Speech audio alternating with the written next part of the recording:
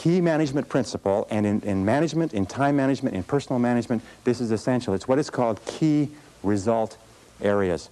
In other words, it is the key results that you have been hired to accomplish for your business. Even if you own your own business, you are still subject to key result areas.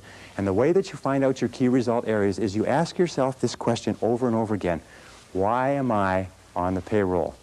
Why are you on the payroll? What have you been hired to accomplish? Not do, not your tasks and activities, but what results are expected of you. You ask yourself this question, the accomplishment of what results is going to lead to my promotion?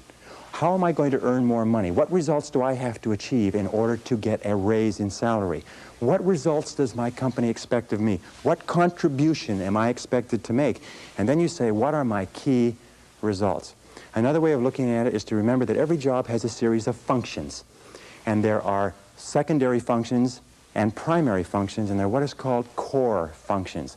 So you have to ask, what are the core functions of your job? What are the goals of your job?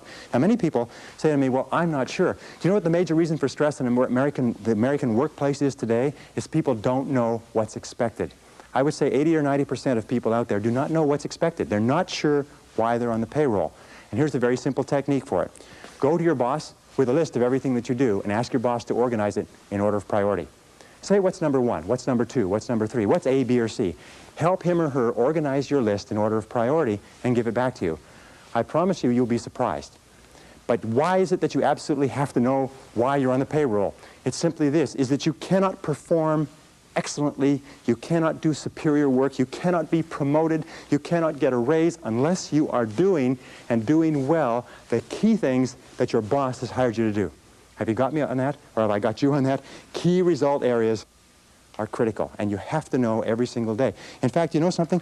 One of the major sources of frustration in work is to be working very hard on something and being vaguely uneasy because you know it's probably not important.